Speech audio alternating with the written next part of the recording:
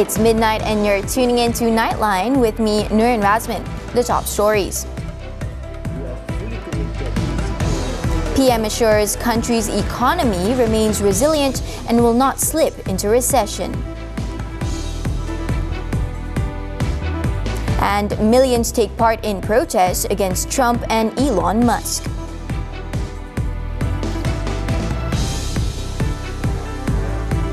Good morning. We begin Nightline with this story.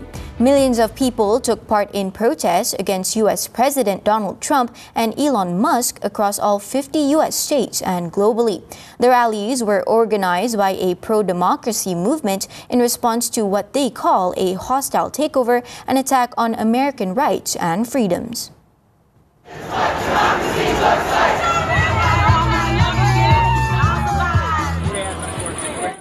More than 1,400 hands-off rallies were held on Saturday. Protest sites included the National Mall in Washington, D.C., and locations in all 50 U.S. states. According to reports, the crowds voiced their discontent over the administration's sweeping executive actions and the restructuring led by Musk's Department of Government Efficiency. The reforms have resulted in the elimination of more than 200,000 federal positions and significant reductions in benefits, particularly within the Internal Revenue Service and Social Security Administration. In Chicago, thousands of demonstrators rallied in the downtown area, concerned about their jobs and if they might lose them. Meanwhile, in New York, demonstrators gathered in Bryant Park, holding signs reading "Unplug Elon" and "I can only write this because there used to be a Department of Education." Similar protests were held in Atlanta, Boston, Miami, and Charlotte, with crowds demanding action on immigration, healthcare, and workers' rights. I think it's important to speak up. I think silence is not an option. I think you have to stay engaged. You have to stay vigilant. I think it's not only for our community at large, but the world at large. I think that enough is enough. We are here because it's a national crisis, because they are not following the Constitution. They think everything belongs to them, which it does not. This country belongs to us. This is our country, this is our government. We are here because they're slashing our services. In the meantime, U.S. expatriates and local supporters assembled in major cities around the world, including Berlin, Frankfurt, Paris, and London. In Paris, approximately 200 demonstrators, predominantly Americans, gathered at Place de la République, displaying banners with messages condemning Trump and his administration. In Berlin, protesting in front of a Tesla showroom, demonstrators held placards calling on fellow Americans living in Germany to protest for an end to the chaos in the U.S. In London, a few hundred people gathered in Trafalgar Square. The crowds chanted "Hands off Canada," "Hands off Greenland," and "Hands off Ukraine," while listening to speeches criticizing Trump. Now back home, Malaysia's economy remains resilient and is not expected to slip into a recession despite the latest tariff announcement by U.S. President Donald Trump. However, Prime Minister Datuk Seri Anwar Ibrahim said the country's economic growth forecast for this year may need to be reviewed if the proposed 24% tariff is implemented.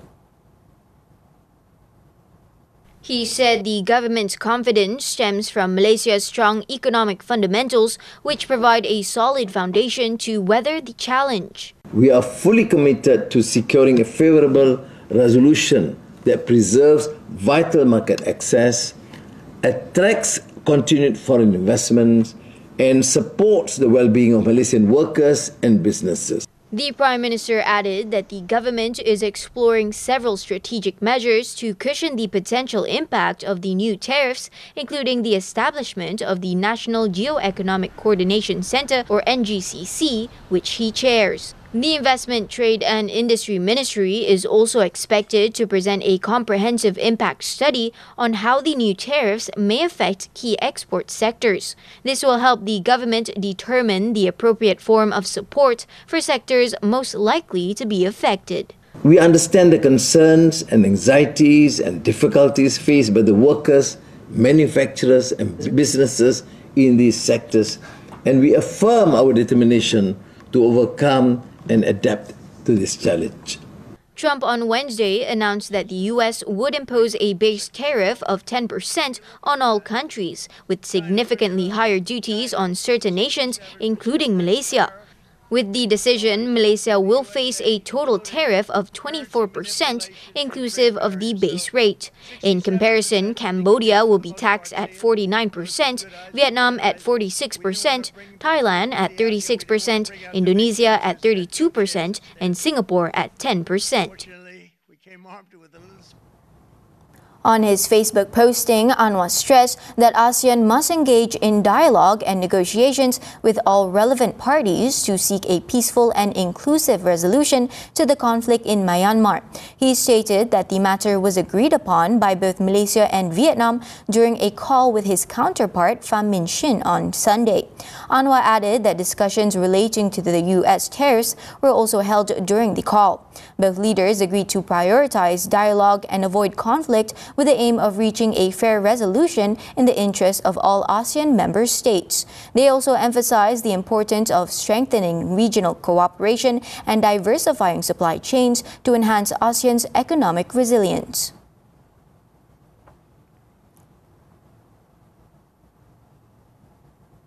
Later in the evening, Anwar received a courtesy visit from Indonesian President Prabowo Subianto in conjunction with the Aidilfitri celebrations. The meeting reflected the strong personal and diplomatic ties between the two nations. The Prime Minister stated that both he and Prabowo discussed key regional issues, including the impact of the new tariffs imposed by the U.S. on ASEAN countries. They also addressed the ongoing humanitarian crisis in Myanmar, particularly in efforts to provide humanitarian communities affected by a recent earthquake. He also expressed hope that the spirit of Aidilfitri would continue to deepen the bonds of brotherhood and cooperation between Malaysia and Indonesia in the pursuit of peace and prosperity across the region. Prabowo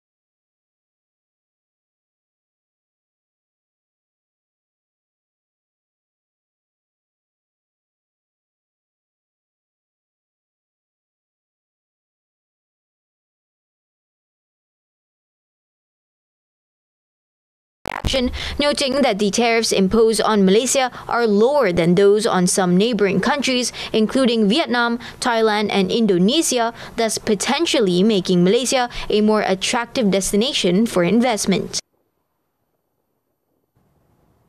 The physical condition of the pipeline involved in the gas fire incident at Pucha Heights in Subang Jaya, Selangor shows no visible signs of disturbance. However, State Police Chief Dato' Hussein Omar Khan stated that authorities have yet to determine whether the excavation work to replace the sewer pipes near the site was the cause of the gas pipeline explosion.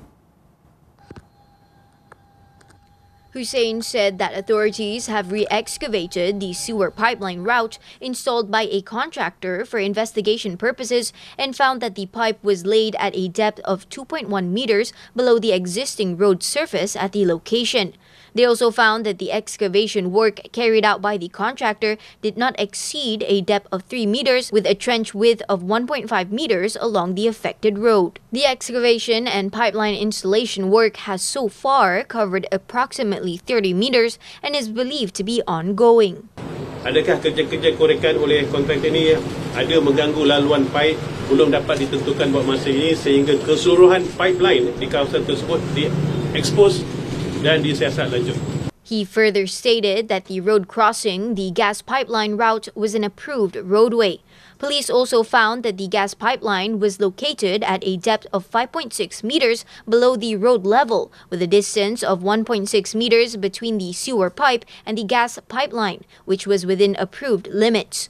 Hussein added that technical investigations into the incident have yet to begin, as sheet pile installation is required to stabilize the ground at the site of the blaze. The work is expected to begin on April 7th, as the ground remains highly unstable due to the fire and is currently waterlogged as a result of recent rainfall. As such, the preliminary technical reports on the incident would only be released 2 weeks after the work has been completed. Hussein also pointed out that police investigation into the blaze has not been classified as a criminal case, as authorities are currently focused on determining the cause of the incident. So far, the police have recorded 118 witness statements and received 642 reports related to the explosion. Meanwhile, Hussein stated that authorities have assessed 439 houses in Puja Heights, with 220 units declared safe following the gas pipeline fire. The assessment was based on a second, more detailed inspection by the Malaysian Fire and Rescue Department, Public Works Department, and Tenaga Nasional Berhad, which covered a radius of 325 meters compared to the initial 280 meters.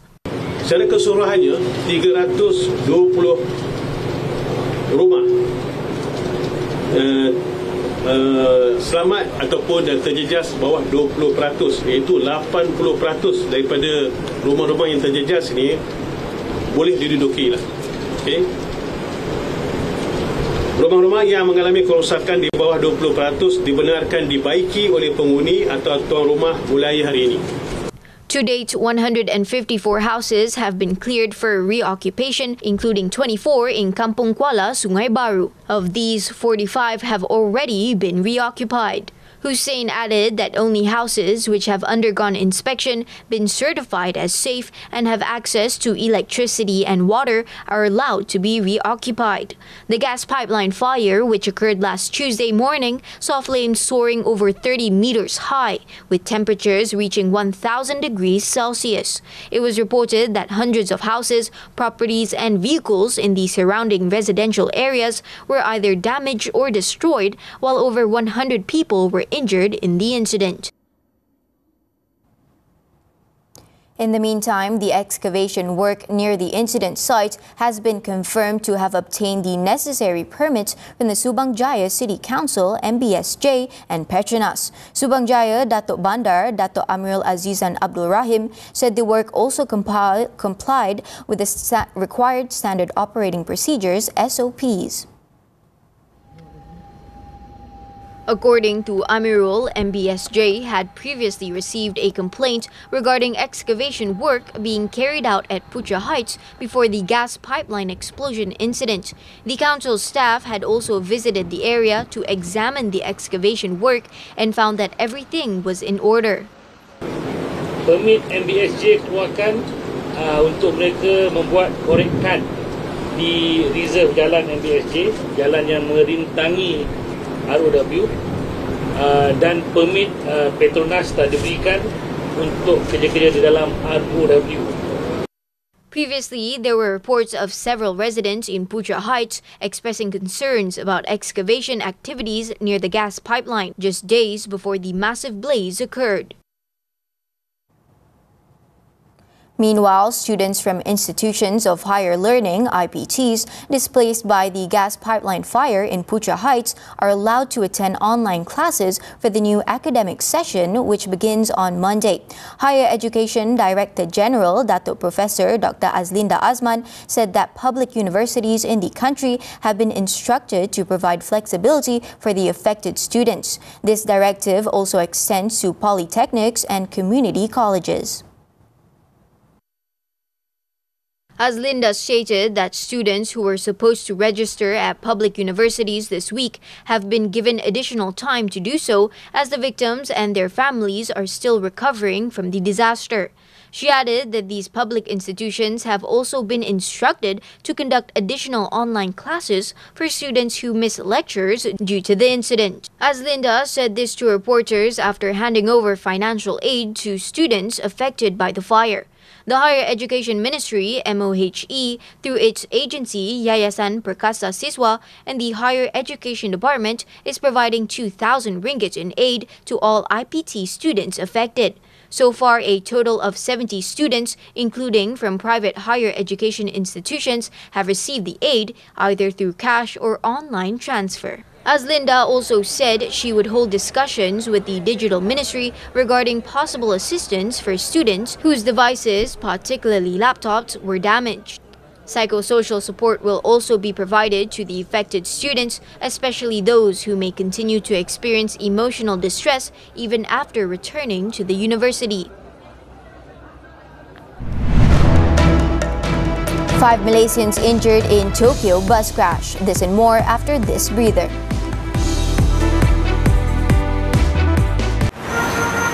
Sayang, gambar kita kat papan iklan. Nak lihat foto raya anda di papan iklan digital Big Tree? Anda hanya perlu hantarkan foto paling raya anda bersama insan tersayang ke bigtree.com.my. Jika foto anda terpilih, anda juga berpeluang memenangi duit raya berjumlah RM500 dan beramal kepada yang memerlukan. Penyertaan dibuka sekarang sehingga 13 April sahaja tahu. Jangan ketinggalan. Kongsikan kenangan, kongsikan rezeki. Unlocking the future of business. From industry evolutions to policy changes, we go beyond the headlines. Deep insights, sharp analysis. Understanding the forces driving tomorrow's economy. Key financial insights that drive decisions. This is Money Matters, every Saturday, 5 p.m. Only on TV3 and stream now on Tonton.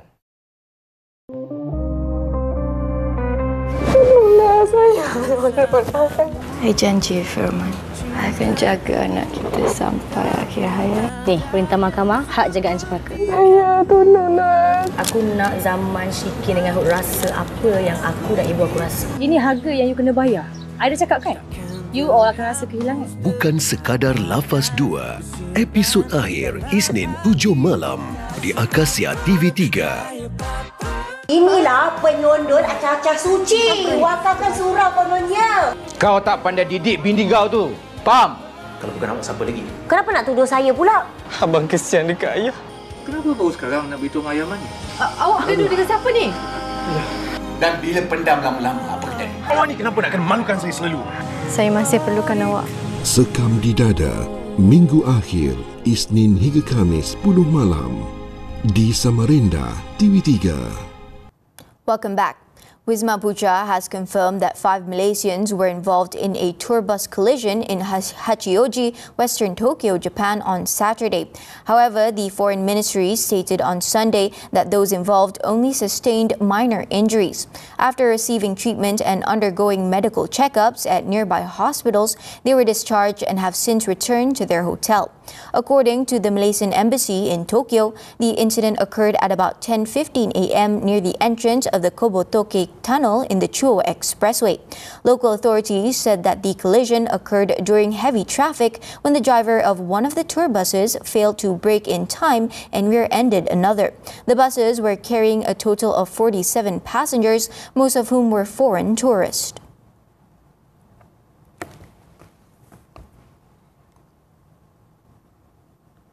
Three men, including a foreign worker, died after being trapped in a sewer shaft at a construction site in Lenggong, Perak.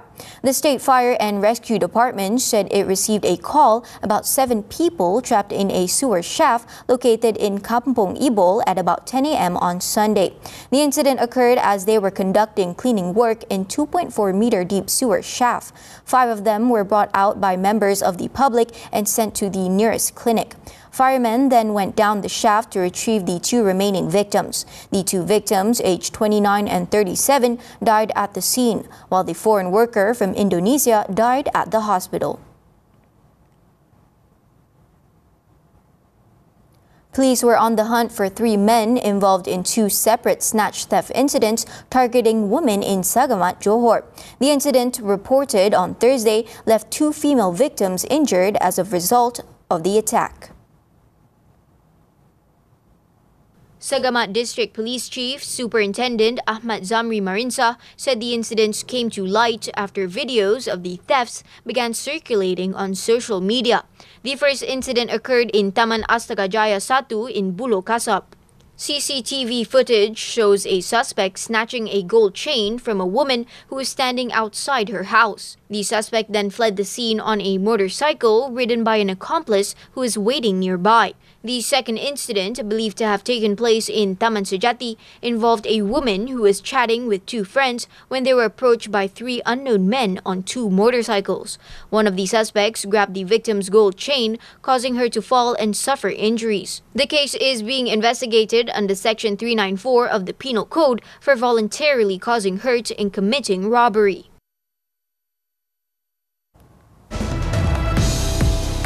South Korean pilot killed in helicopter crash. The details when Nightline returns.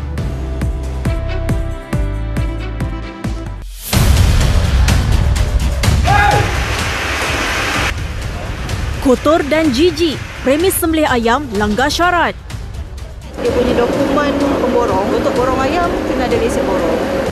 Pekerja asing ambil alih tugas penyembelih bertauliah. Patutnya kena ada kat sini lah. Tengok pas kat bom pukul 1 semalam. Tapi ayam dah sebelah. Saksikan 999 Selasa jam 9 malam di TV3 dan stream sekarang melalui tonton.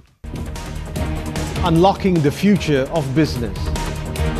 From industry evolutions to policy changes, we go beyond the headlines. Deep insights, sharp analysis. Understanding the forces driving tomorrow's economy. Key financial insights that drive decisions. This is Money Matters, every Saturday, 5 p.m. Only on TV3 and stream now on Tonton.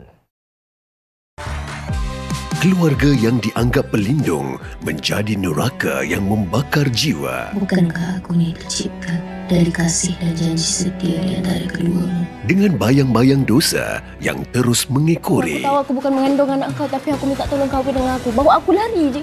Kau tipu aku kan? Keluarga itu, Jumaat hingga Ahad 9 malam di TV3 dan stream sekarang melalui Tonton. Inilah penyondol acah-acah suci. Wakarkan surau kononnya. Kau tak pandai didik bini kau tu. Faham? Kalau bukan awak, siapa lagi? Kenapa nak tuduh saya pula? Abang kesian dekat ayah. Kenapa baru sekarang nak beritahu ayam ni? Awak gaduh dengan siapa ni? Dan bila pendam lama-lama, apa kata ni? Awak ni kenapa nak kena malukan saya selalu? Saya masih perlukan awak. Sekam di Dada, Minggu Akhir, Isnin hingga Khamis 10 malam di Samarinda TV3. On to the foreign front, deadly Zionist airstrikes have killed at least 46 innocent Palestinians in Gaza on Sunday, as Israel's army admitted its mistakes over the killing of 15 emergency workers. At least 21 people have been killed in overnight Israeli air attacks, mainly concentrated in Gaza City, while in the southern strip, a strike hit a displacement tent, killing at least 6 others. Meanwhile, outrage has grown after new footage of an Israeli attack came out showing the soldiers killing 15 medics. Israel has since admitted its earlier account, claiming the vehicle's approach without lights was inaccurate, attributing the report to the troops involved. The Red Crescent and many other international organizations have now called for an independent investigation.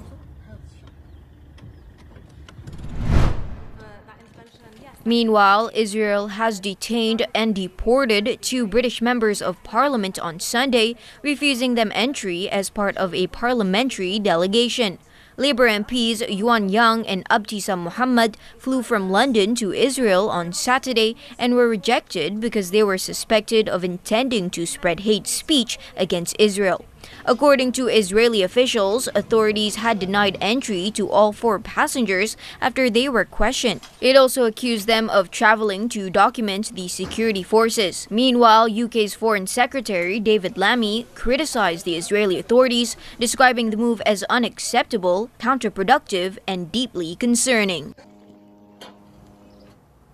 In other news, a pilot in a firefighting helicopter crashed and died on Sunday while battling a mountain blaze in the South Korean city of Daegu.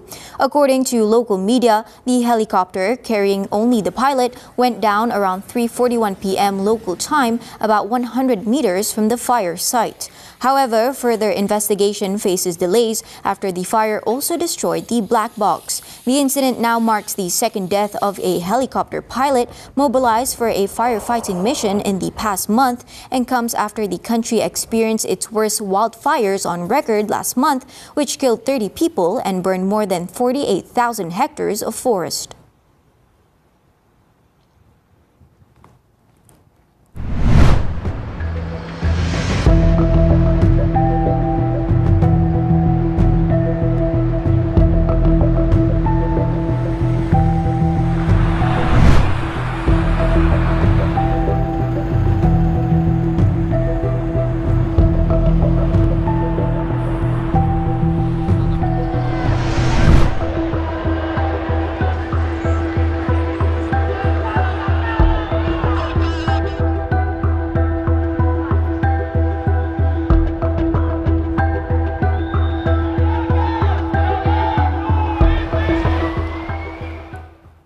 Switching to sports now, athletics, the 2025 Embry-Riddle Running Elements Classic. National runner Shireen Samson-Valaboy clinched her first title of the year by dominating the women's 400-meter race of the tournament in the U.S. on Saturday. Battling strong headwinds, Shireen clocked a solid 53.72 seconds to top the women's heats and clinch the gold medal. The silver medal went to Gabby Johnson from the North Florida team, who clocked a time of 55.17 seconds, and Nevaeh Lourdes from Rowan took bronze with 56.91 seconds. The para-born, who holds the national record of 51.79 seconds, admitted the wind disrupted her rhythm over the first half of the race, but was satisfied with her execution. The strong showing will boost her confidence as she eyes the 50.75 qualifying mark for the World Championships in Tokyo on September 13th, 21. Turning to tennis, the 2025 Charleston Open. Top seed Jessica Pegula survived a tough test in her semi-final clash, digging deep to beat Ekaterina Alexandrova in the three-set thriller on Saturday. The American battled her way into the Charleston Open final, twice coming back from a breakdown in the third set to seal a 6-2 to 6-7-5 victory over Alexandrova. Pegula will now face her fellow American Sofia Kenin in Sunday's final. The 2020 Australian Open champion Kenin advanced after another American, 8th seed Amanda Anisimova, retired from their semi-final due to a right hip injury. Kenin was leading 5-2 in the first set when Anisimova was forced to stop play. This marks the first All-American final in Charleston since Martina Navratilova defeated Jennifer Capriati in the 1990 championship match. Has to retire from this match. Moving on to Formula One, the 2025 Japanese Grand Prix. World champion Max Verstappen banished his early season misery with a fourth successive pole-to-flag victory at the Suzuka circuit on Sunday. Verstappen crossed the line in his Red Bull for his 64th Grand Prix victory to a huge ovation from the crowd, just 1.4 seconds ahead of McLaren's championship leader Lando Norris, who charged home in second place. Oscar Piastri in the second McLaren, who won last time out in China, rounded out the podium in third place on his 24th birthday, as the top six finish as they had started on the grid. Ferrari's Charles Leclerc was fourth, the Mercedes of George Russell's and Andrea Kimi Antonelli finished fifth and sixth, while Lewis Hamilton added to the Ferrari's tally in seventh. Verstappen's victory means that he is now just 1 point behind Norris at the top of the standings.